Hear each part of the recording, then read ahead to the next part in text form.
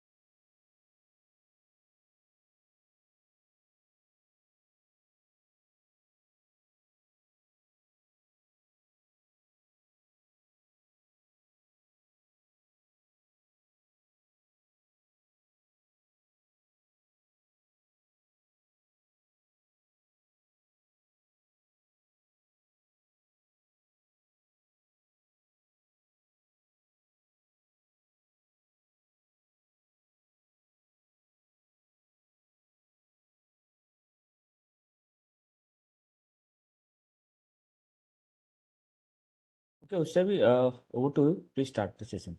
Yes, sir.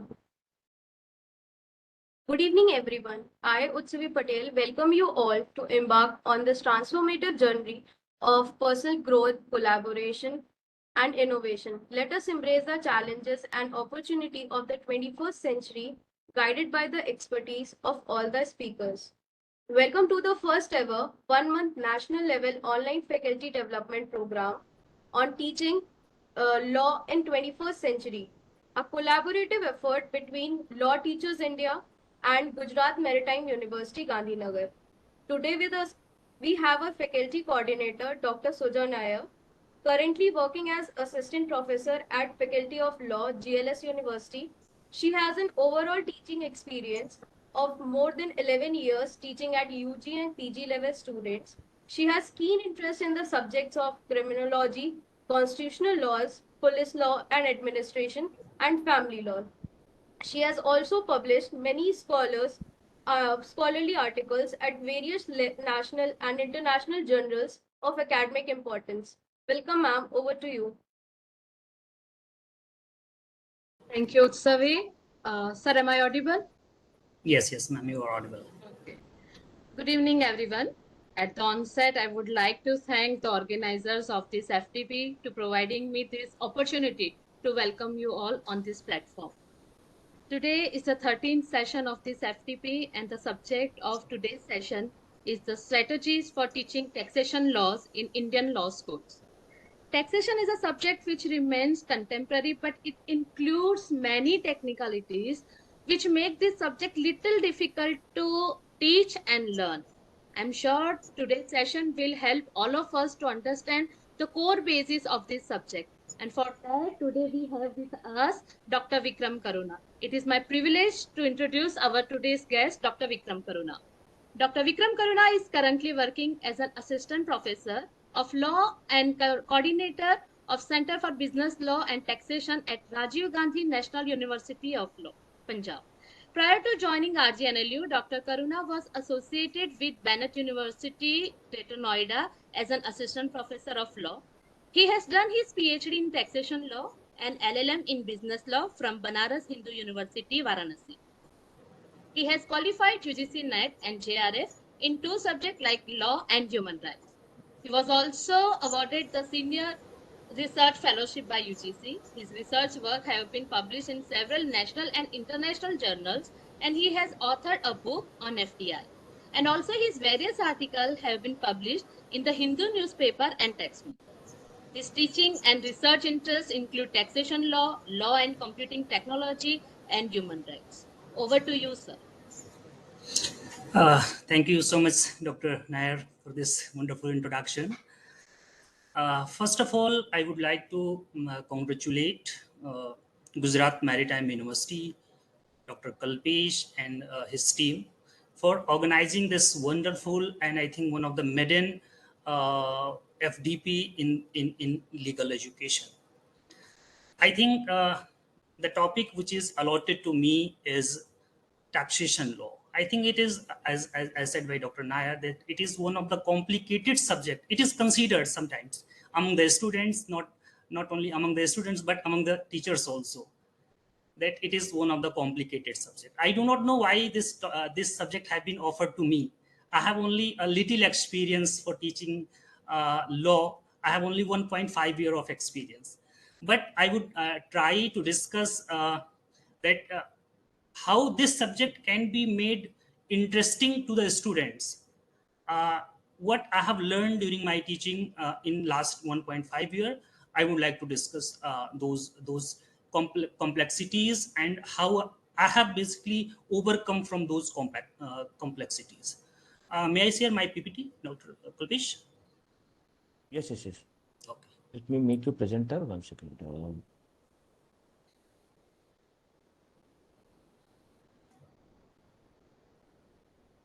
Yes, please share it. PPT. Is it visible, this PPT?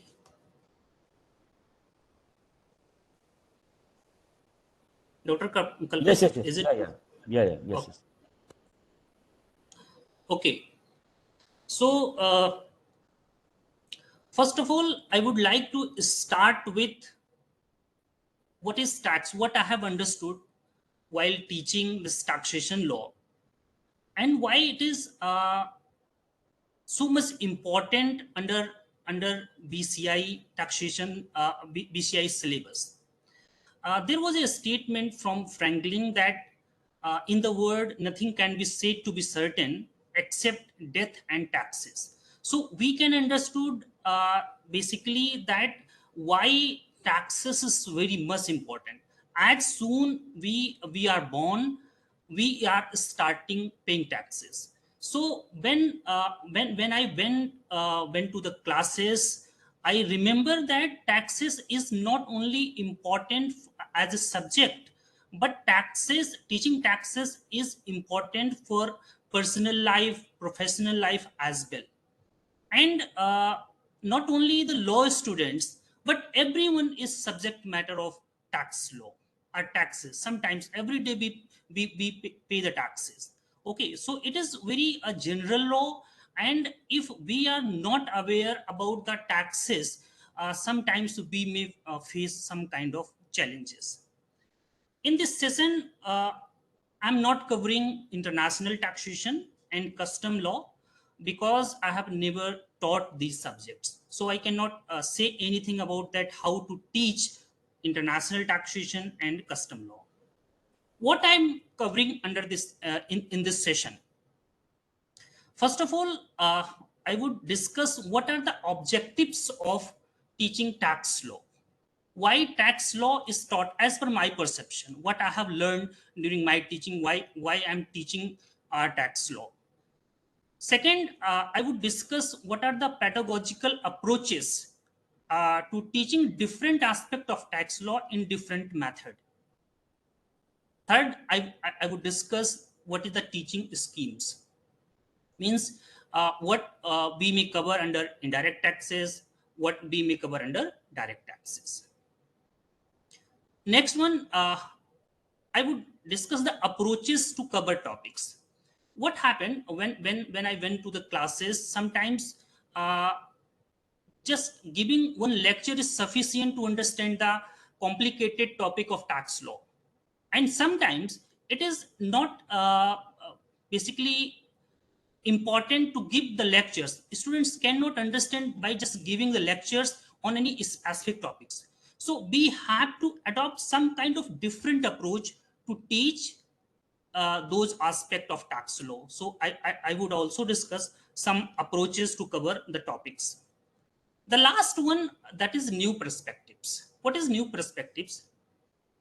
While teaching, I have found that uh, we generally consider tax law from the legal perspective. It means what is written in the statutes, what is passed by the legislature. So we just cover in one semester or in two semester what is passed by the legislature. We do not discuss its impact. What is my understanding, that tax law must not be discussed from the perspective of its legality, that what is written in the statutes, what is written in the books, but how it is impacting the society. So this new approaches can be discussed if you found relevant. Okay, now I'm starting. Uh, Dr. Kalbis, may I switch off my camera? Yes, yes, yes, sure, sure. Okay. That will be. Just.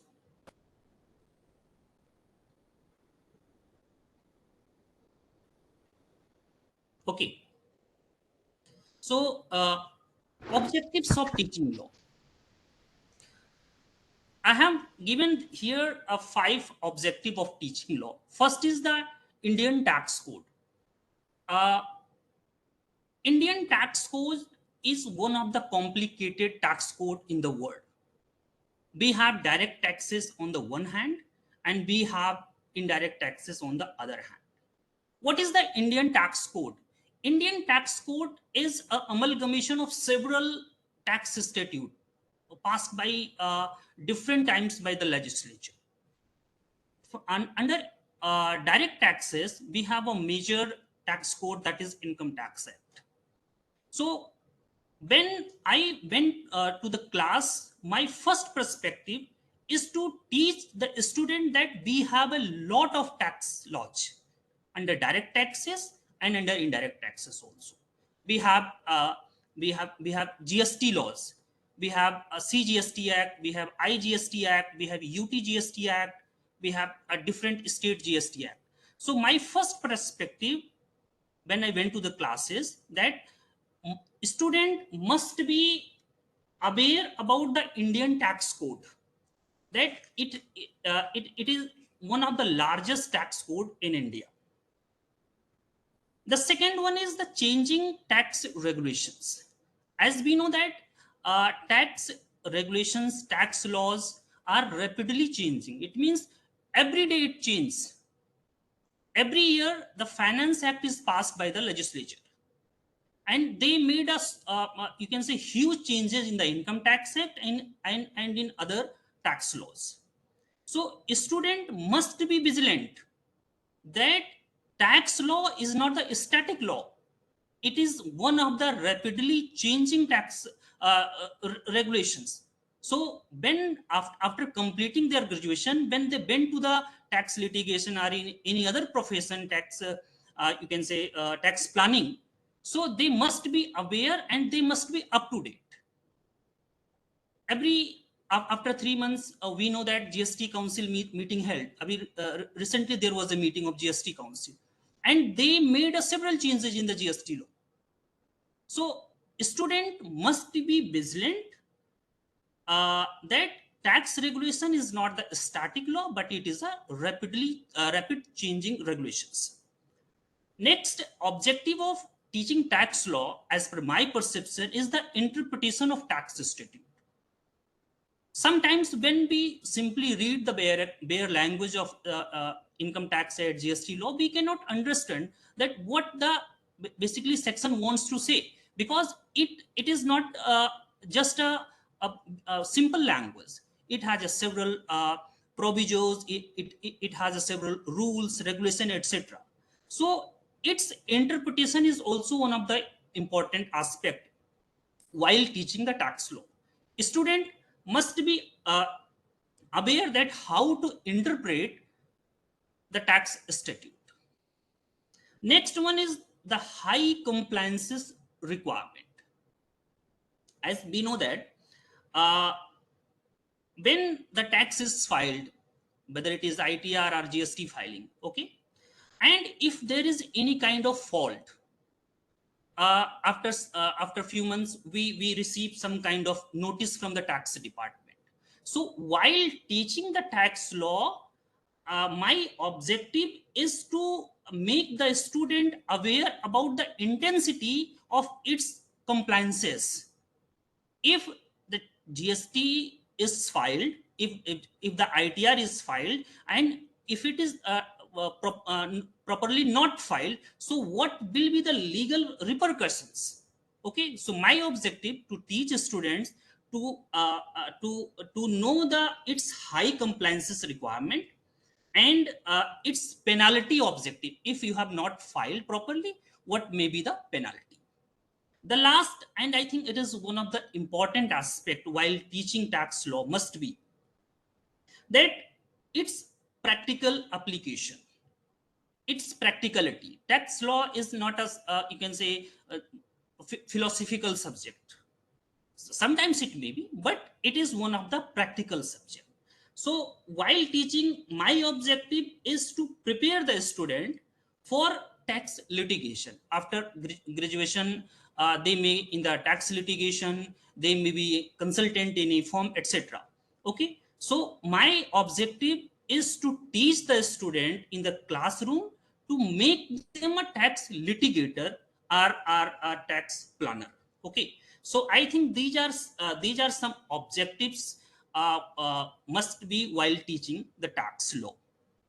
Now I'm moving for what pedagogy we may adopt while teaching tax law. There are several pedagogical approach which I have found relevant while teaching tax law. One of the classical method, that is lectures. Okay, we may go to the classroom and deliver a lecture that what the provision is saying. But sometimes while just delivering a lecture is not sufficient. Okay, we have to adopt a different kind of pedagogical approach. The pedagogical approach which I have adopted, that is case studies, problem solving, and mock text filing. So I would like to discuss this method while teaching how it can be adopted.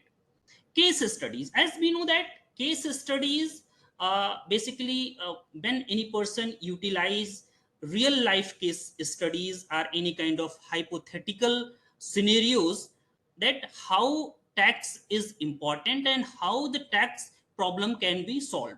So while teaching, I have adopted some case studies in the classrooms. In that I have given some hypothetical situations, I have given some real life problems to the students, and asked to solve after delivering lectures on the basic understanding of those topics. Second uh, pedagogy which I have adopted is the problem solving exercises. How it is different from case studies? Problem solving is basically I have prepared a problem, and I went to the classroom and I have asked the students to solve this problem without giving any kind of prior notice. So if they are aware about the you can say the complexities, they can just solve those problems. If they are not aware about the complexities, or you can say the provisions, it is they cannot solve. So several times I have prepared a problem, and without any prior information I have distributed those problems to all the students, and I asked to students to solve these situations, these problems. And case studies, I have asked students to prepare a case study and present before all the students. Okay, so several students have presented these case studies and problem solving exercises. The next thing which I have adopted in my classroom teaching is the mock text filing. I have just downloaded a form, PDF form of the income tax return and GST returns, and I have asked student to just fill the entire form hypothetically. What they are thinking, that what is important and what is not important. So these pedagogical approach I have adopted in the classrooms: case studies, problem solving, and mock text filing. What I will try in this semester with his student, that is the field visit. What is field visit? I would take the semester basically a group of students to the tax departments, to the tax offices, or any kind of tax tribunals, and there I would expose the students with the practical aspect of the tax administration and dispute resolution. So this semester I'm planning this field visit with the students with lectures, case studies, problem solving exercises, and mock tax filing. Okay, so I think these are some approaches which may be adopted while teaching tax law for better understanding of the provisions and its complexities. Just delivering a lecture, I think it is not sufficient to teach tax law. Next is what under direct taxes, basically what we what may be the teaching schemes. I have shortlisted some topics. As we know that income tax has nearly 300 sections. So all sections cannot be covered while teaching in one semester or in 2 semesters. Okay, so I have taken some important, you can say, aspect which can be taught in one semester. First is the important concept and definitions. It is very important that what is difference between direct taxes and indirect taxes, what are the basic definitions. Second is the residential status and the tax incidents. So it is one of the important aspect of starting direct taxes, or you can say income tax act. Next one is the exempted income and agricultural income. This may be the teaching scheme, one of the topic. The most important topic which must be taught while teaching tax law or in the income tax act, that is heads of income. Next may be culving and set off and carry forward rules. Others may be return and assessments, search and seizure, appeal and revisions. So these are some, you can say, shortlisted topic which I have found that we can teach in the classrooms in one semester, because we have just 3 or 4 months to teach. So these topics can only be covered, which are very important just to understand the income tax and the basic aspect of the direct taxes. Now I'm moving for the uh, different approaches which I have adopted, or which can be adopted while teaching, because as I have just discussed, that there are several pedagogical approaches to teach uh, different section, different, you can say, topics of the income tax act. So the first thing is the lecture method, how we can cover any topic through lecture method. uh, the first topic, the topic which I have chosen for the purpose of lecture method is deductions. As we know that under income tax act, there is section 80. So under section 80, there are several deductions given under section 80C till 80U. Okay, so these how this part of the income tax act can be covered through lecture method.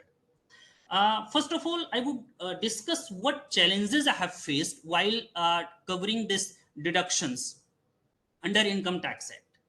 Uh, Section 80 provides for deductions available to taxpayers for specific expenses such as medical insurance, premiums, donations, educational expenses, etc. So there are different kind of you can say deductions are provided.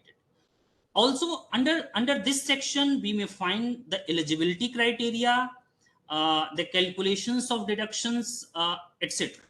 So how these things can be approached? First of all, simplify the eligibility condition. While covering section 80, first of all, simplify the eligibility conditions for deductions and provide some kind of examples illustrating the calculations and deductions. Okay, so I'm taking one example that how it can be covered, this under section 80. uh, First of all, introduce the tax saving benefits.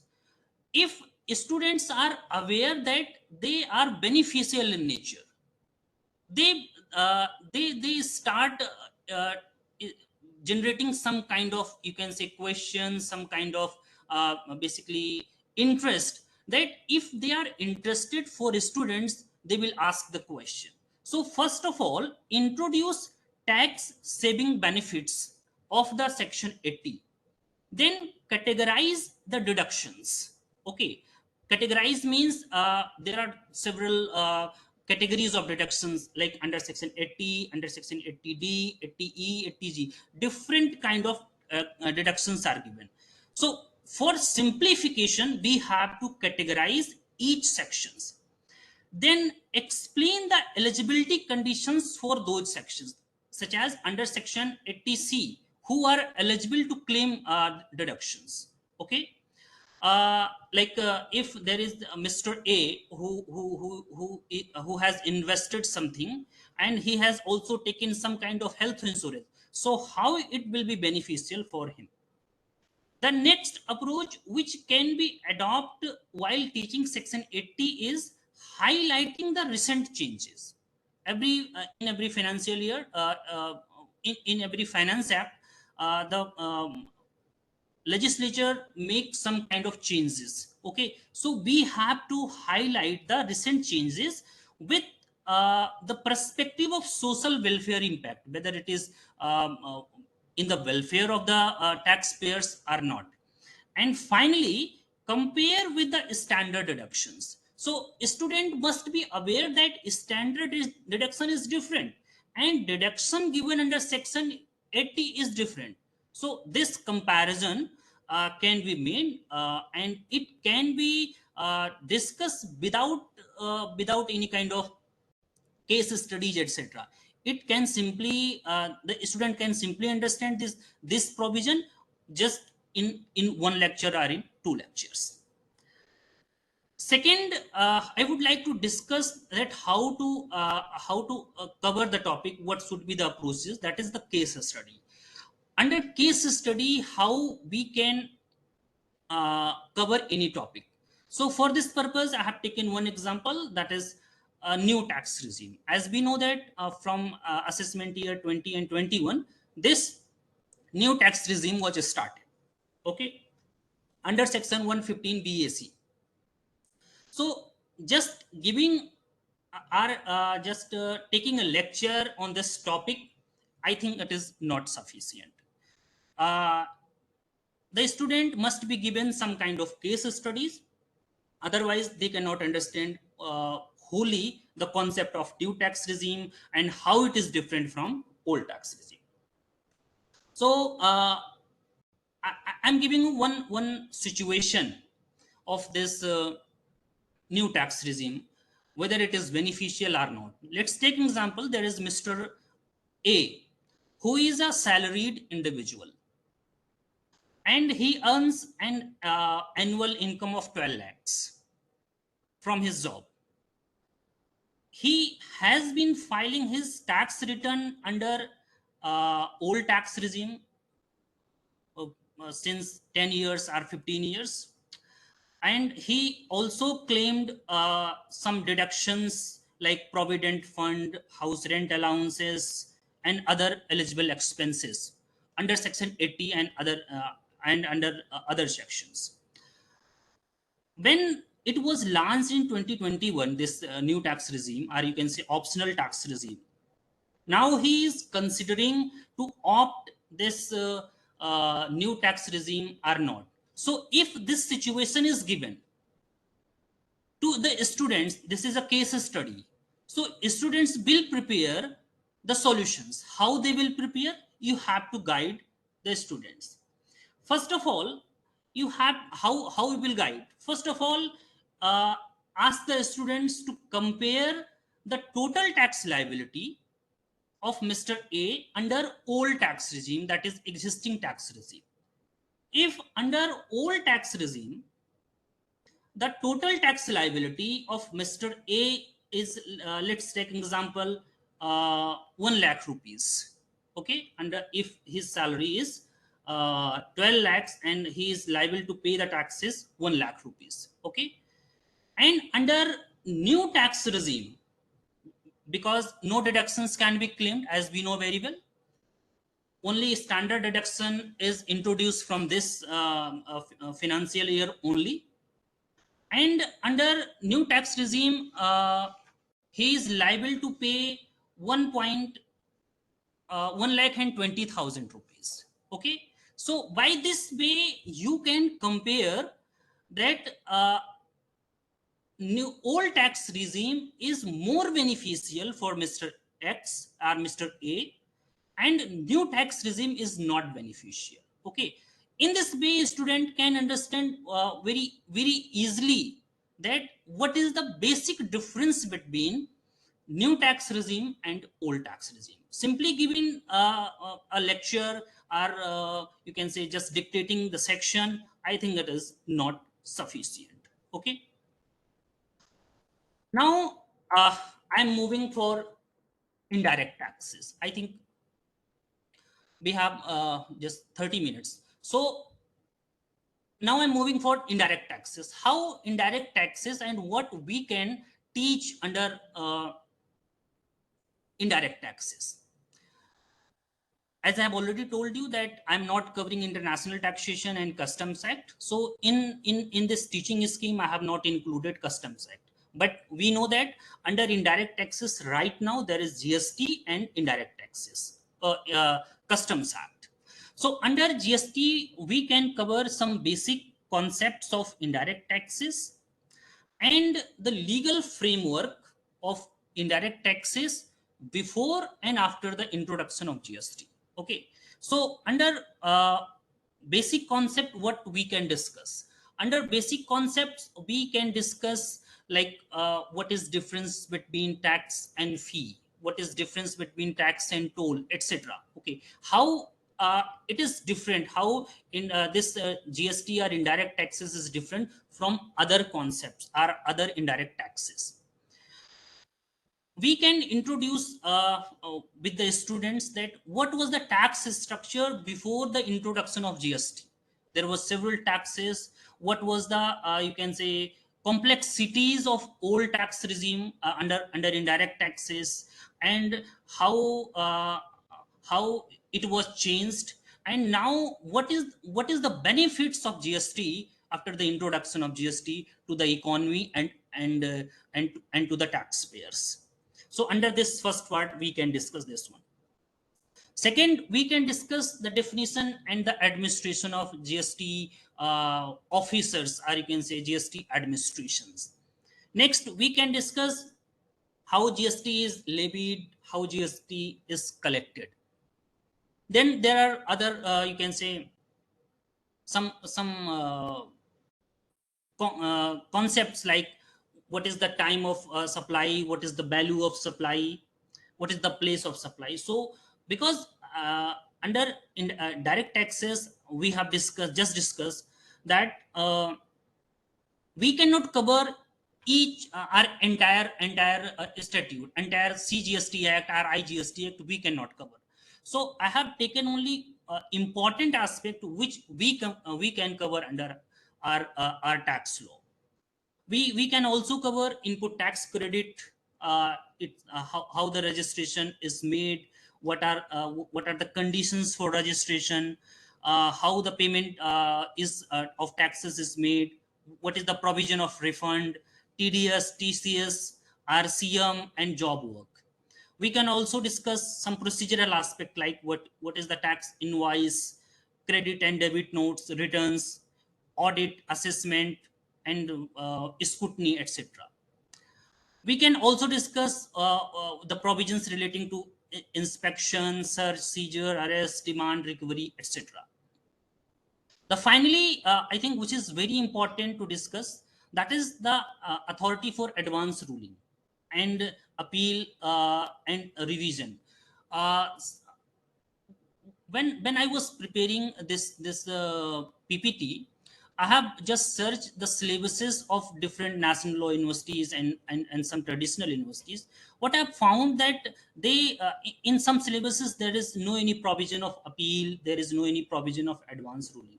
So we can include these topics under our GST while teaching GST or indirect taxes.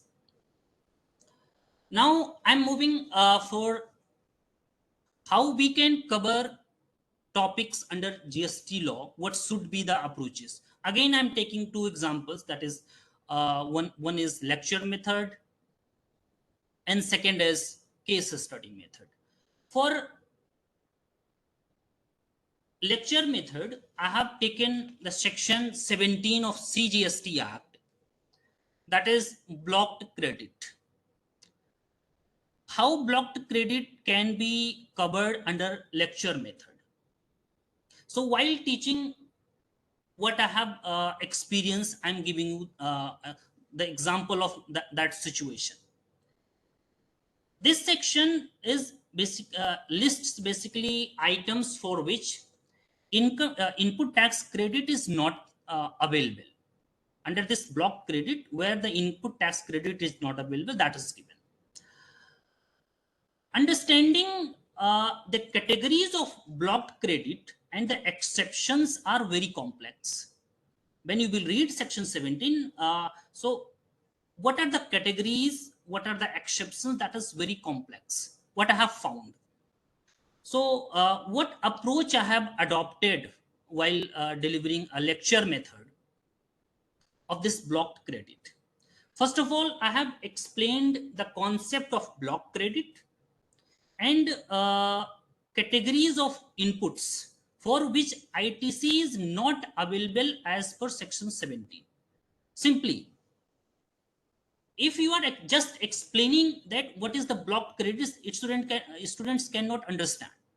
First of all, you have to provide the categories of input tax credit for which ITC is not available.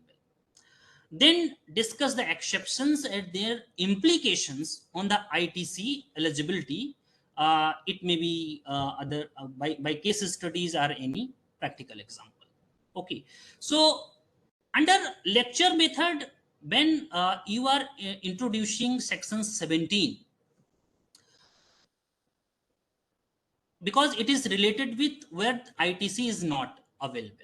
So for this, you first of all you have to introduce what is the ITC and its importance in reducing taxes for businesses. If any business is uh, claiming ITC, it is it is beneficial for those businesses. So first of all, we have to introduce to the students that what is the ITC and how it is important in reducing the taxes to the businesses. Then we can explain under section 17 that under which situation ITC is blocked, like manufacturing, if there is any company which is manufacturing luxury items, so for luxury items ITC is not given. After discussing these things, we can discuss that how the misuse basically of section 17 can be prevented. It is also one of the important aspect which I have discussed, because sometimes it happens that uh, the goods was purchased for personal purposes, but it was shown as business purposes. So when it was shown as business purposes and they are claiming ITC, so we have to discuss in the classroom how the misuse of ITC can be prevented. We can also stress some compliances and documentation which are required for ITC claim, and it is given in the in CGST rules. You will not find that what are the documentations, what are the compliances under CGST Act. Okay. Uh, Finally, because it is a lecture method, so we can end here, but we can also provide some kind of case studies, and also we can discuss what is the impact of this section 17 on business decisions and cash flow basically. Okay, so this approach we may adopt in lecture method while discussing section 17. Now I'm moving for section 16. I think section 16 cannot be taught in a lecture method. Without case study method, section 16 cannot be taught. Under section 16, there is a provision relating to input tax credit. How input tax credit is claimed. So what I have did here is, before starting this section, what I have found some kind of challenges when I was reading for the classroom. What I have found the challenges that this section is basically deals with availability and the utilization of the input tax credit for taxpayers. So understanding the conditions for claiming ITC, its eligibility inputs, and the reconciliation process was very challenging for me. I just reading the bare X, I cannot understand what is the basically the conditions for claiming ITC, what is the eligibility inputs, and how it can be reconciliated. So what in first lecture, what approach I have adopted? I have adopted just break down the provisions of section 16, Then I explained the conditions for claiming ITC, its eligibility inputs, and the procedures for reconciliation of ITC. And then I used practical examples to illustrate this ITC and its utilization. But students were complaining that they have not properly get the situation how it can be claimed. So in next lecture I have prepared a case study, a hypothetical case study, to make understand this provision wholly to the students. What I have prepared, that there was a trader XYZ private limited, and XYZ private limited was a trading company, and this company was engaged in buying and selling electronic goods. They also deal with suppliers and customers across different states in India. The company wants to optimize its tax liability and maximize the benefits of ITC, that is input tax credit. So this was the situation. I have given a scenario for under this background to the students, that during a Q1, that is quarter one, this XYZ traders purchased some electronic goods of 5 lakh rupees from various suppliers. The company also paid GST at the applicable rates of 18%. They have purchased the electronic goods at of 5 lakhs, and they also paid the GST at the rate of 18%. Additionally, they sold the goods with 7 lakhs and 50,000 rupees to the customers across state, and charging the GST at the rate of 8%. So what was the scenario here? Basically, the electronic goods was purchased for 5 lakhs, and that was sold for 7 lakhs and 50,000 rupees with GST. Okay. I have asked the student to calculate the input tax credit of XYZ Traders Limited, or private limited. So first of all, they calculated the total GST paid to the purchases. It means when the goods was purchased, what GST was paid. So the goods was of 5 lakh rupees, so GST was paid of 90,000 rupees, it of according to the 18%. Then I have asked the student to calculate the total GST collected on the sales. There was a purchase where 90,000 rupees GST was paid. Then I have asked to calculate the GST claimed, or you can say GST collected on sales. So they sold the goods for the price of 7 lakhs and 50,000 rupees, and they collected the GST at the rate of 18%. So they have collected GST 1 lakh and 35,000 rupees. Then I have asked the student to determine the net GST liability. So here net GST liability of XYZ Limited was 1 lakh 35,000 rupees minus 90,000 rupees. So that is 45,000 rupees.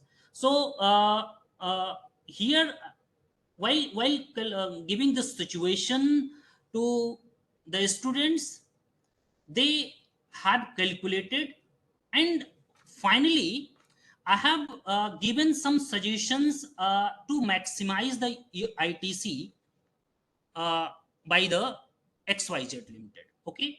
So for this because for this purpose they have to prepare GST invoices, documents relating to purchases and sales. When you are claiming ITC without the invoices, GST invoices, you cannot claim. So they have to maintain GST invoices of purchases and sales. Finally, they have to verify that suppliers have filed GST returns accurately to claim ITC or not. Okay, so these were two situations which I have given the students, that they have to take whether there is a proper documentation, and also to verify whether the GST was filed by the supplier or not. Okay, so the by these situations, the students were more, you can say, uh, interested to ask several questions while I was delivering this case study. And I think it was one of the important topic under CGST Act or indirect taxes to teach the students. Okay, so these were some approaches under direct taxes and indirect taxes which I have covered. Now I am moving for a new approaches which I am evolving in my teaching. I have not evolved yet, but I am evolving.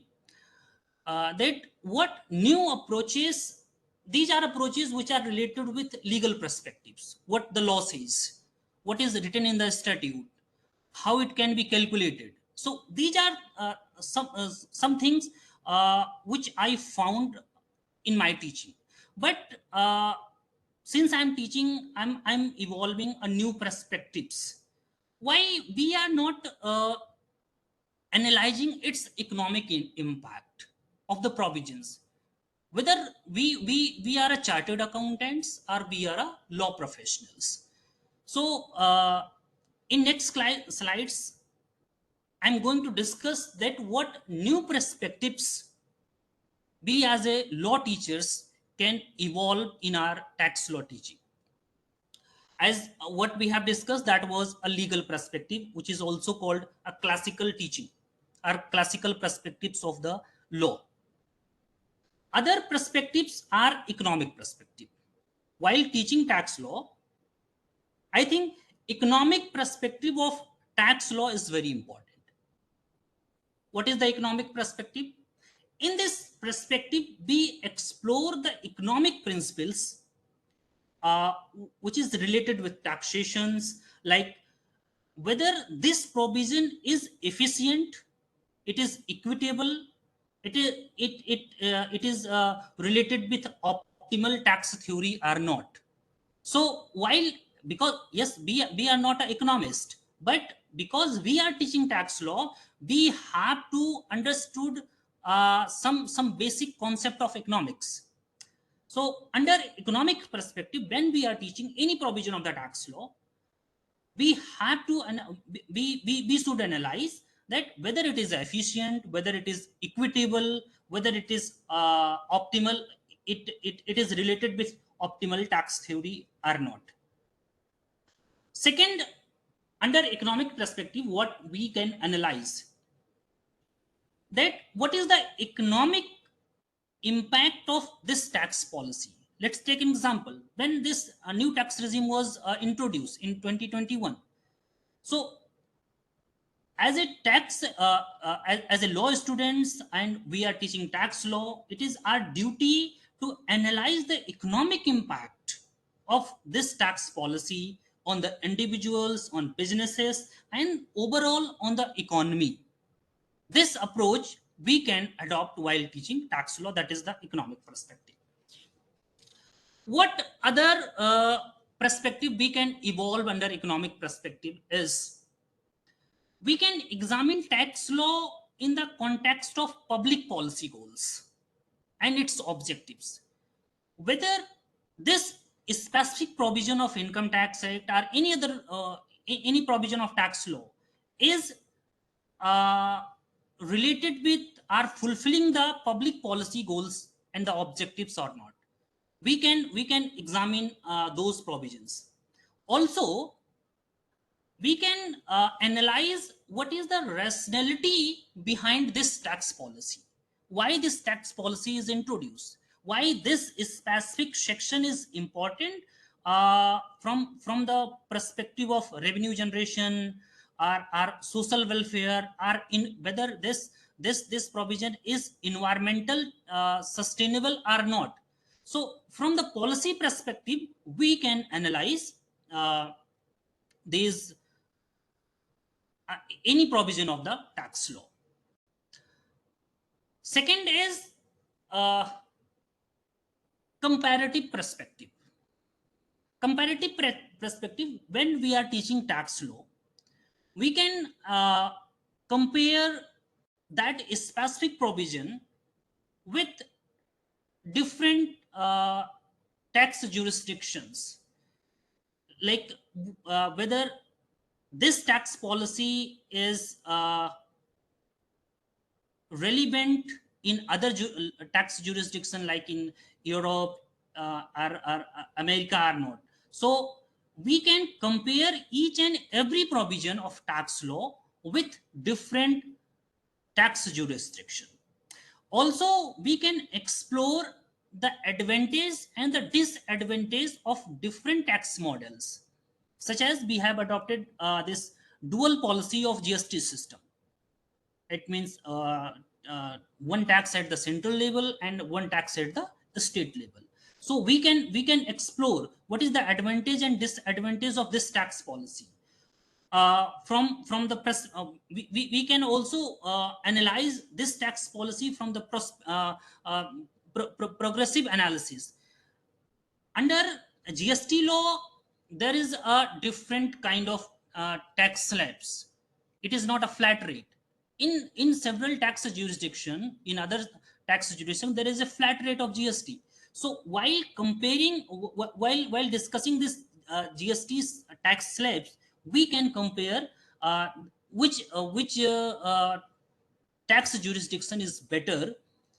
Also, we can discuss the tax provisions from the consumer point of view.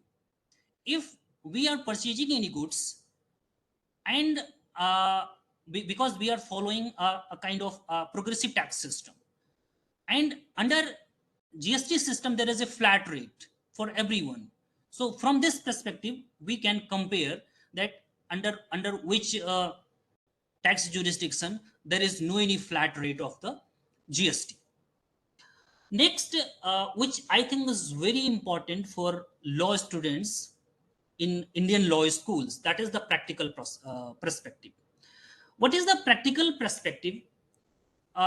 We just give the lectures in the classroom, we give some kind of case studies, etc.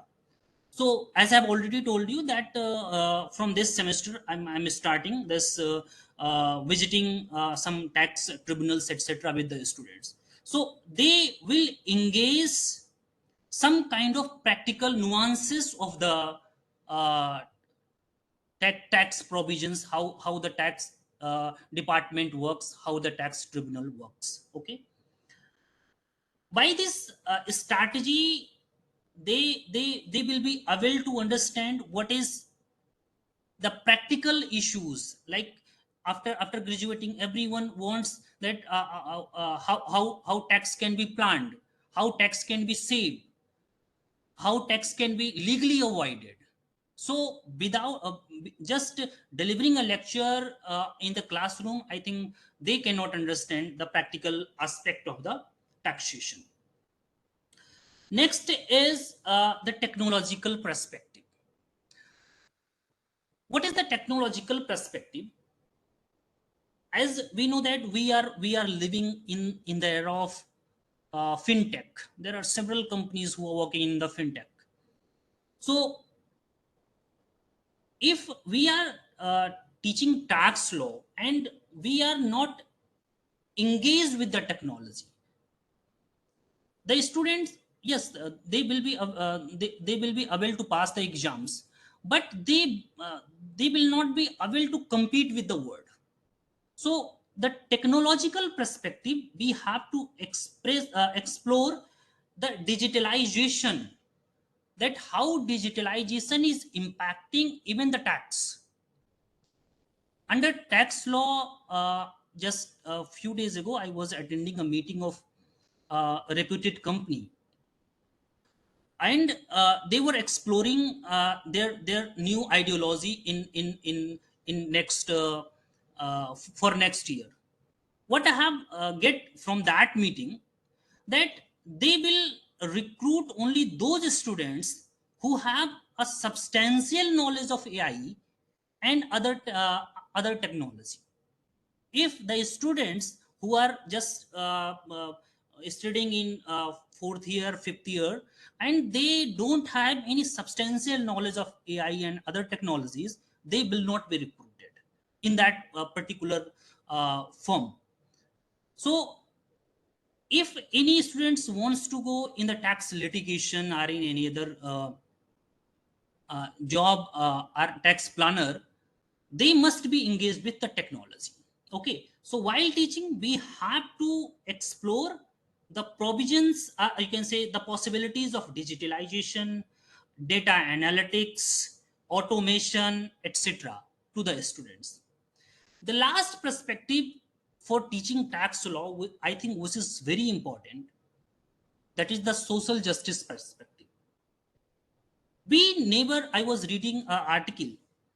uh, there was a professor in Banaras Hindu University. He was a dean. He has wrote in that article, we never teach tax law from the social justice perspective.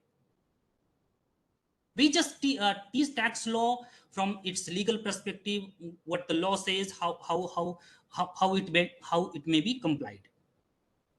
So for that purpose, I have taken one scenario again, for one section 115 BAC, that is new tax regime. While teaching this section, how we can engage the students with the social justice perspective. I have given you one situation here. There is a Mr. D who is a working professional, and his annual income is 8 lakh rupees. Sorry, Mrs. D, and she is the sole breadwinner of her family, which includes her elderly parents and 2 young children. Mrs. D has to decide whether to opt for the existing tax regime with deductions or new optional tax regime under section 115 BAC. Okay, so if we are teaching this provision to the students, how we can evolve social justice perspective in this section, even I have tried in our classroom.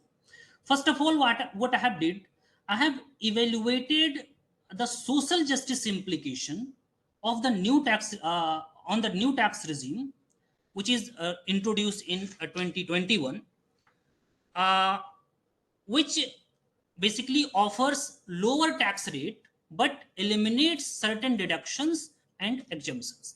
Under this under new tax regime, you will not find any kind of deductions and exemptions except standard deductions. uh, in this situation, what can be discussed? So first of all, I have given this situation to the students, and I have asked a student to calculate the tax liability of Mrs. D under old tax regime. That is the existing tax regime. What they have calculated, that under old tax regime, the Mrs. D will pay 86,500 rupees. Her total tax liability is 86,500 rupees under old tax regime. Under new tax regime, she has to pay 82,500 rupees. It means under old tax regime 86,500, and under new tax regime she has to pay 82,500 rupees. I have asked the student which tax regime is beneficial for Mrs. D. Students said, sir, it will be new tax regime because she is paying less. Then I have started discussing the pro and cons of the new tax regime and the old tax regime. What I have discussed with the students, that under under old tax regime, what are the basically its benefits? It provides some kind of lower tax rate. which may which provide some kind of relief to the Mrs. D, and C has some kind of limited deductions and investment. It is one of the simplest tax regime because you have not to calculate much, and even those who have lesser financial expertise, they can file the ITR.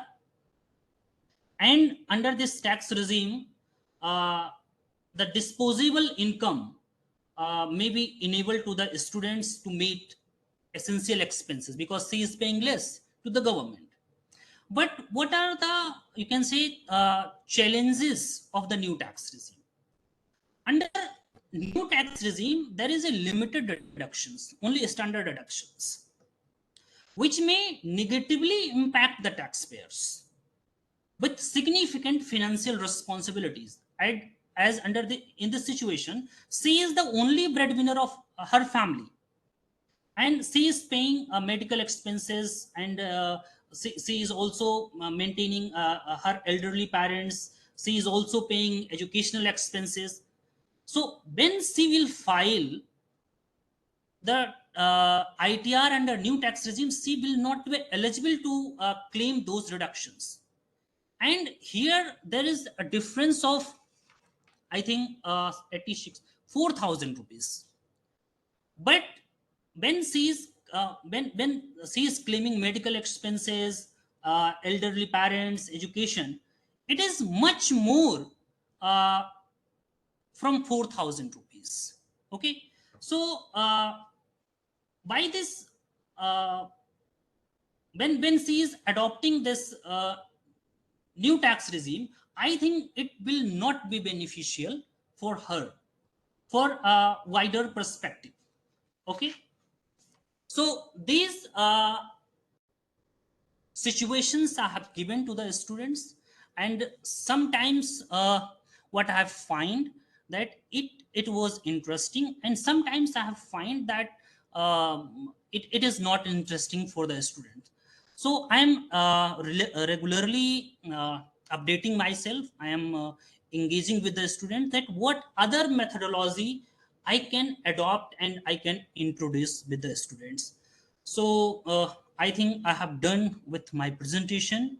Now floor is open for discussion. If you have any kind of questions, any kind of suggestions for me, uh, it is welcome.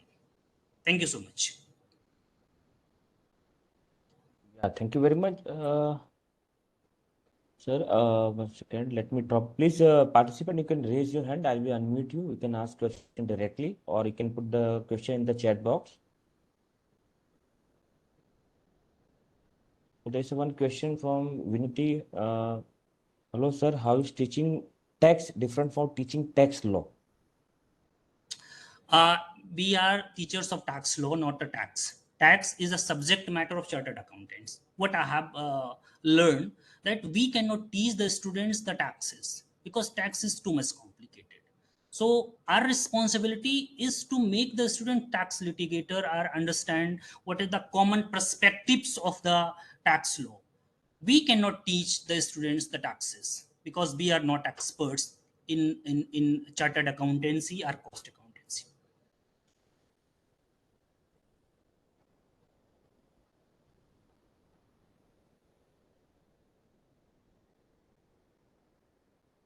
Okay.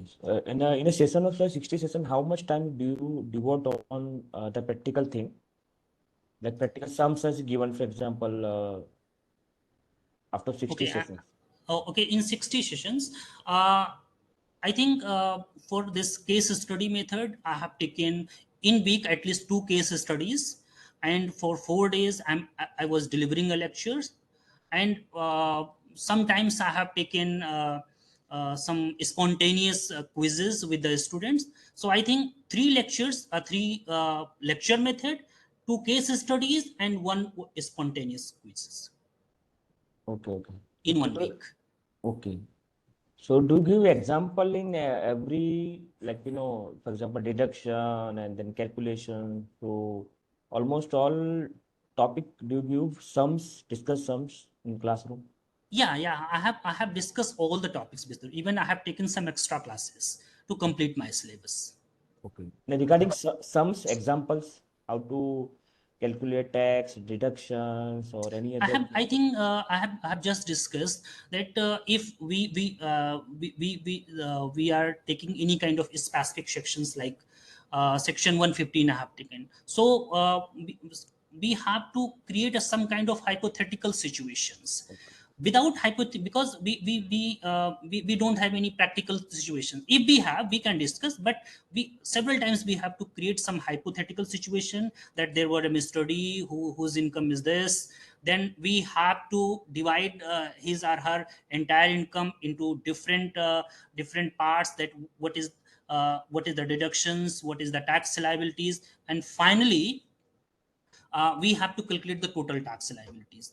So I think in one lecture we cannot discuss basically that how to this calculation can be done, but you have to take for one case studies at least two lectures.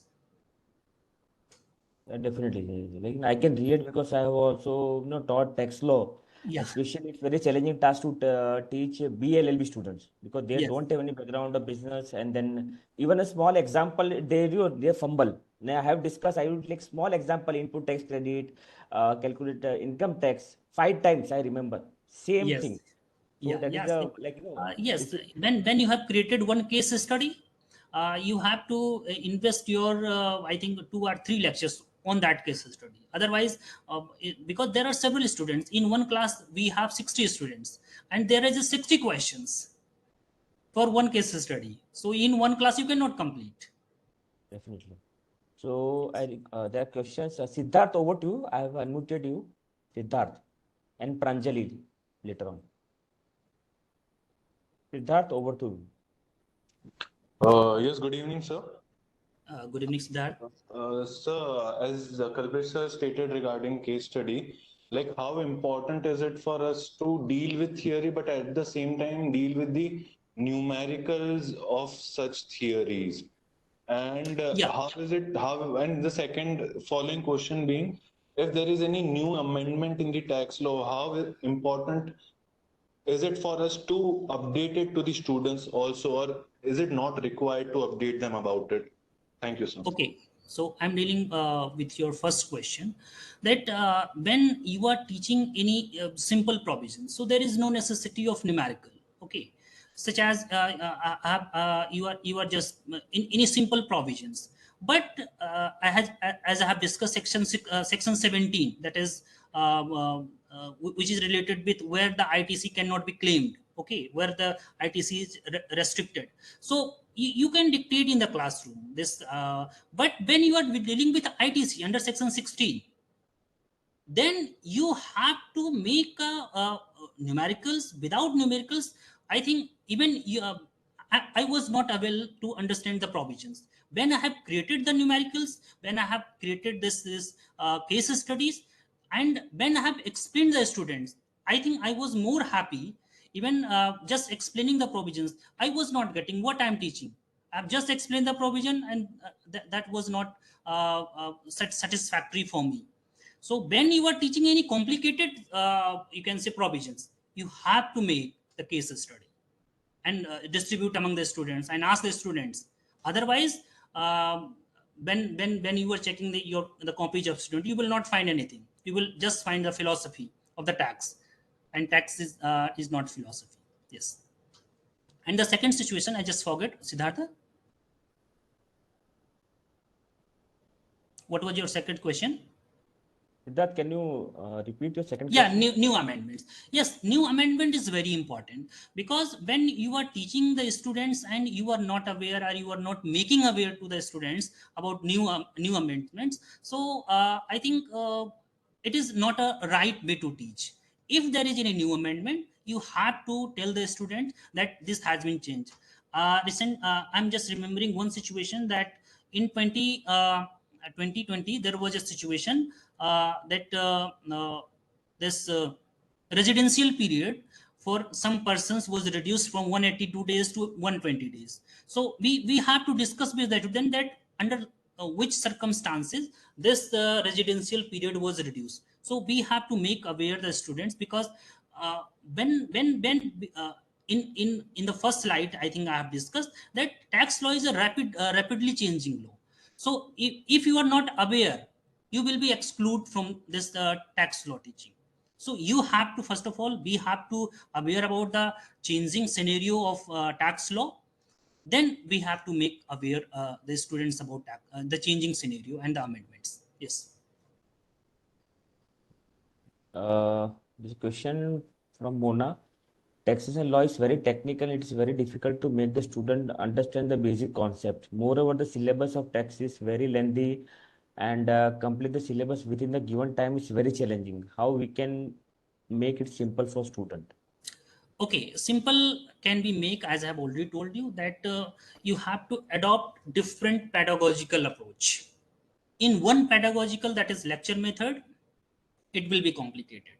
If you are adopting lecture, case studies, field visit, giving some you can say tax filing situations, so I think it will be easy for you as well as for students. And even it is when I have given this case studies, what I have found that several topics was covered in one case study.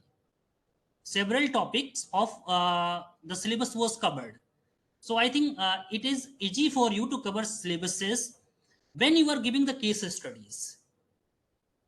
So we have to adopt different pedagogical approach. In one method, we cannot cover the entire syllabus, and it will be difficult for the teachers as well as for the students. Definitely, sir. And then I really appreciate the visit of offices. It's a very good thing. I have not thought Yes, of, because I have already taught. I've been I'm teaching planning tax this law. in this semester, because the last semester I cannot do, but in this Definitely, semester I will visit with the students who are interested basically, and definitely. they will engage with the practical implications and nuances. Yeah, we keep visiting, That's planning the court and other, but we don't plan this kind of visit. yes, It's a very good exercise. Okay, how tribunal works or income tax office right, works. right. At least they can have a feel, right, in that Yeah, particular yeah. things. Because when we are visiting in the court, the situation is very different. But when we are visiting the tax tribunal, the situation is very different. You will not find too much, you can say, gathering in the tax tribunals, because that is not interesting. But when you visit the district courts, there is a huge gathering. So you cannot understand what is going on in this court. But in tax tribunals, or you can say the offices of the tax lawyers, the situation is very different. So I'll take students